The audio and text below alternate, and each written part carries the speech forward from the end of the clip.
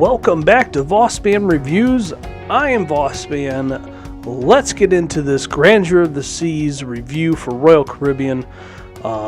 Before I start though, I just want to say that I forgot all of my recording equipment. I had packed everything. Well, I thought I had packed everything. I had it set aside. So I could take everything, put it in the suitcase, and record the whole thing with you using good cameras. But I was in such a rush getting ready to leave for the airport because we were on a bit of a time crunch that I forgot it all. So everything that you're going to see is from my camera, which is a Motorola. So that's what it is.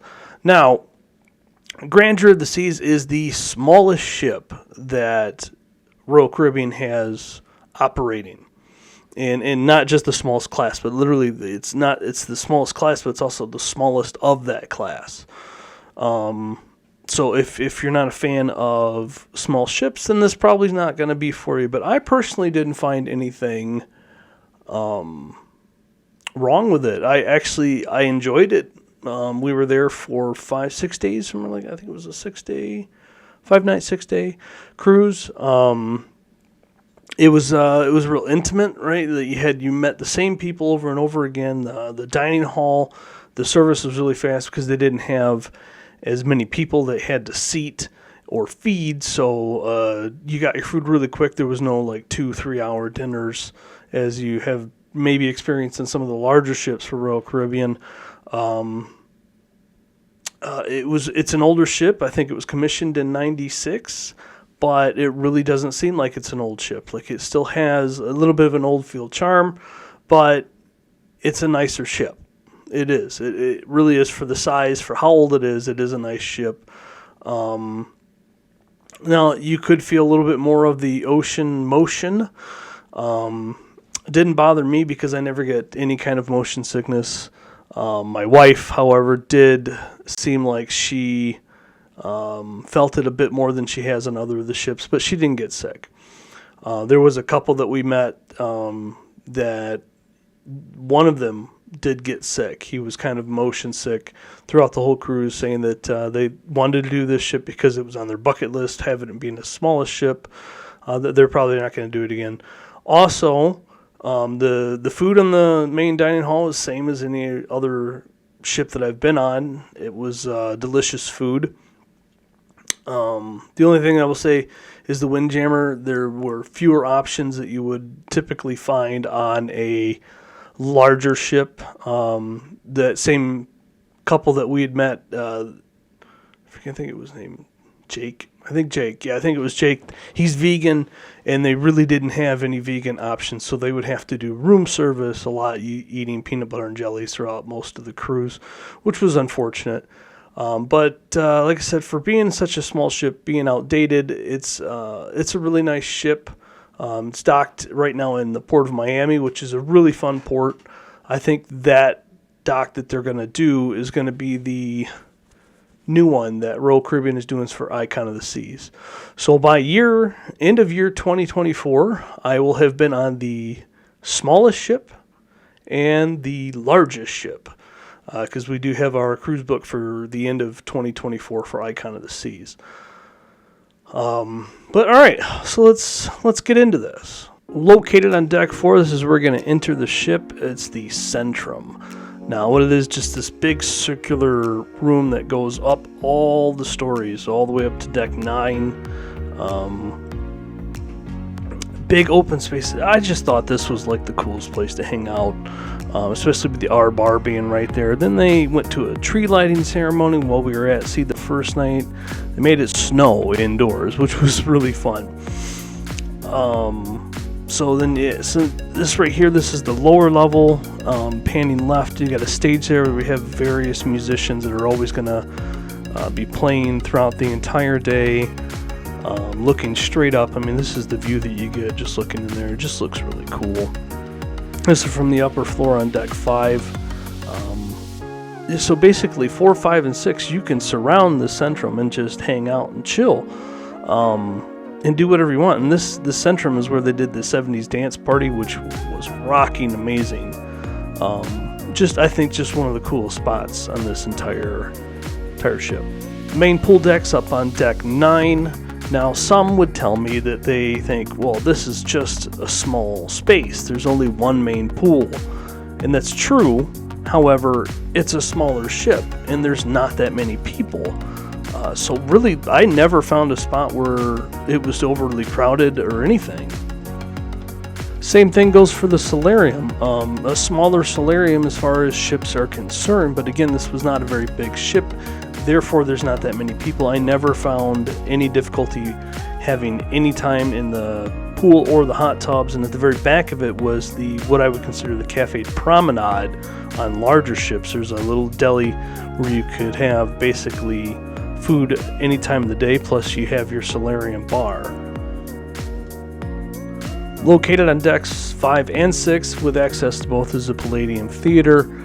They had a comedy show here. We didn't actually go see the comedy show. I did come here for the showing of Maverick, Top Gun, the new Top Gun Maverick. It was amazing. The sound was awesome. The ship bouncing up and down didn't really affect it at all.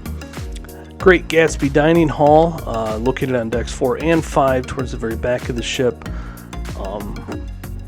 For being an older ship, I thought it was a really classy place. Had excellent views of the ocean. Casino located on deck 5, which is different from most ships, which is usually deck 3. But the entrance is really cool because they got this like little treasure thing going on underneath your feet as you're walking in, and they have a couple of broken champagne bottles as when this was the ship was dedicated. Now, again, it's a smaller casino, but it's because it's a smaller ship. But again, I never had any trouble wasting any of my money on any of the casino slots or the tables. I always found seating. Located at deck 5 at the very back of the ship is going to be the Chops, Giovanni's, the South Pacific Lounge, Schooner Bar.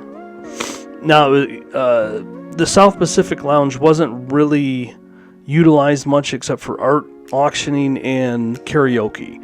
And the bar was never open there. When you got drinks, they always just went back to Schooner's Bar, which was at the very front of it. So here's the shops. These are up on deck 6, just towards the front of the ship. They have the entrance right there with Cafe Latitudes, the coffee place. There's 5 different 5 different stores. Right to the right, the first one as you're walking toward the front of the ship is the shop. That's where you can find all of your Royal Caribbean merch, t-shirts, things like that. They were selling Christmas tree ornaments of Grandeur of the Seas. I was going to pick up one, but I didn't.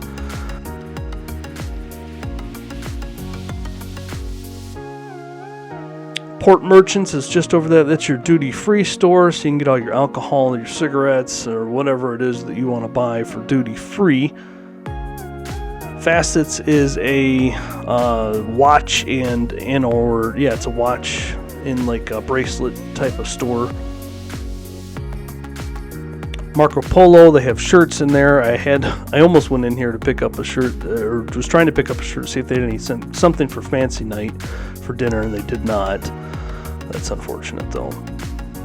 And then Solera is perfume and stuff to like. I got my wife a parting gift from here, reasonably priced. And then if you circle all the way around the Centrum shops, coming back out into the main Centrum area on deck 5 is the art gallery.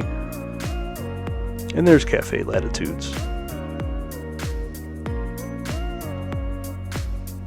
Alright, so lastly, I'm going to talk about the rooms. We stayed in 85-87, very back of the ship. It was an interior room designed for 2 people only. You couldn't fit 4 in here if you wanted to.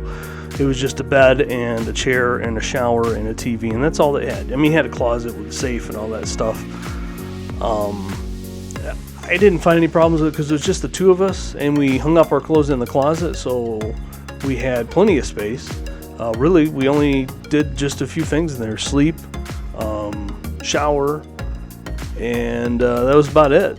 So the rest of the time was spending time on the ship. So the interior room really wasn't that small.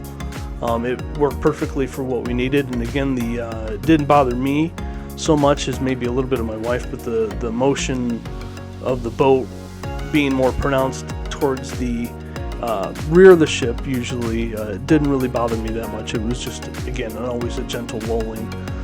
We actually ran into a lady that said she was going to spend the next 8 weeks or 8 or 10 weeks on that ship, on the very same ship, and she specifically chose that room because it's away from all the other rooms. The only other rooms that are there are the suites towards the back of the ship, so she specifically chose that because she just wanted to be away from everybody else. So obviously it works just fine.